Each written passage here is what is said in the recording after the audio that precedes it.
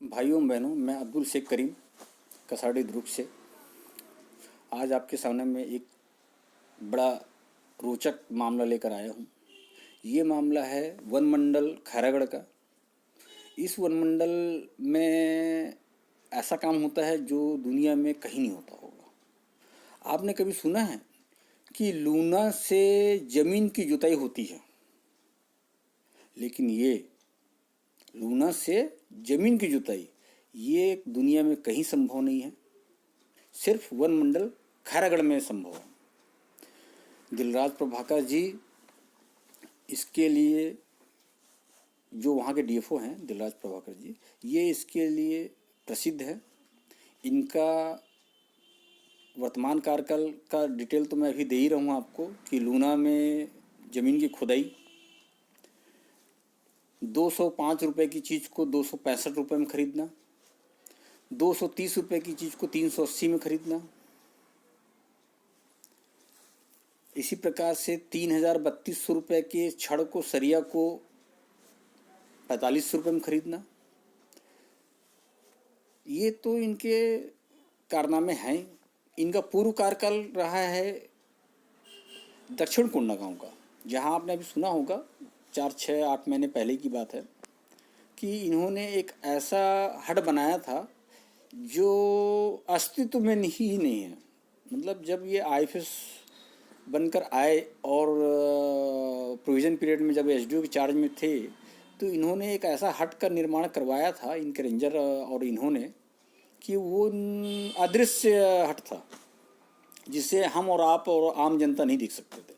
सिर्फ वो जो हट था वो सिर्फ वन विभाग के प्रमाणकों पर ही बना हुआ था और उसकी जांच हुई, शिकायत हुई, जांच हुई, जांच में ये चीज़ सही पाया गया और इनके खिलाफ एफआईआर दर्ज हुआ। तो मेरा बताने का मकसद सिर्फ ये है कि ये वही वन मंडलाधिकारी हैं जिनके कार्यकाल में बहुत आश्चर्यजनक काम होते हैं, जैसा कि अभी वर्तमान में लूना से खेत की जुताई, लूना से पहाड़ की जुताई कराया गया है। मामला ये है, मामला छुई खदान परिक्षेत्र के अंतर्गत कुछ जंगलों में बांस का बीज सिंचित करना था।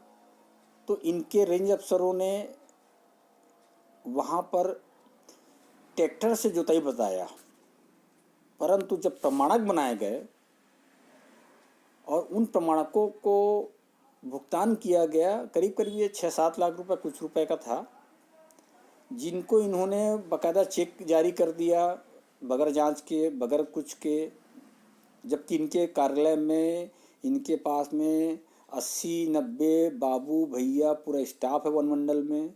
एसडीओ के पास में अपना स्टाफ है कम से कम 8-10 लोगों का। परिक्षेत्र कार्यालय में है 5-6 लोगों का स्टाफ। सारे जगह चेकिंग होती है, बजट आवंटन होता है, उसके हिसाब से कार्य कराया जाता है। डिप्टी रेंजर और फॉरेस्ट गार्ड काम कराते हैं, रेंजर उसको चेक करता है और प्रमाणक बनवाता है, फिर उससे वो अपना दस्तखत कर कर एसडीओ के पास भेजता है। एसडीओ उसको कार्य को सत्यापन करता है कि ये काम हुआ है, नहीं हुआ है, कैसा है, क्या है और कितना जो खर्च हुआ है वो कार्य के अनुरूप है या नहीं है।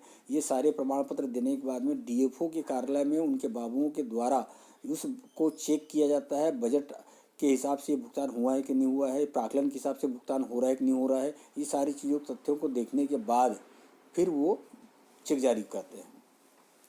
तो इनके द्वारा जो छुई खदान परिक्षेत्र में बांस रोपण के लिए जो इन्होंने जंगलों में ट्रैक्टर के माध्यम से जो करवाया, जुताई करवाया, वो प्रमाणकों का हमने जब जांच करवाया तो हमको पता चला कि वो जो ट्रैक्टर के जो नंबर दिए गए हैं वो सारे टीवीएस लूना के नंबर्स हैं। अब आप बताएं कि ये क्या संभव है? लेकिन खैरागढ़ परिक्षेत्र में संभव है, क्योंकि मैंने आपको पहले बता चुका कि इनके जो हेड हैं वन मंडल हेड, उनका पूर्व रिकॉर्ड, आज वर्तमान का रिकॉर्ड। अब आप सोचें, बाकी डिटेल हमारे राजू भाई हैं, राजू अग्रवाल जी, यहाँ के पत्रकार खैरागढ़ के, वो आपको ज़्यादा डिटेल देंगे। मैं उनसे जो हुई चर्चा वो भी मैं आपको बताता हूँ। धन्यवाद। हाँ भैया, आप कुछ कह रहे थे जो कट गया था, बताएं। अरे भैया, मैं अभी अभी हाल में शिवगदान वन परिक्षेत्र में एक विभागीय योजना है RDBF।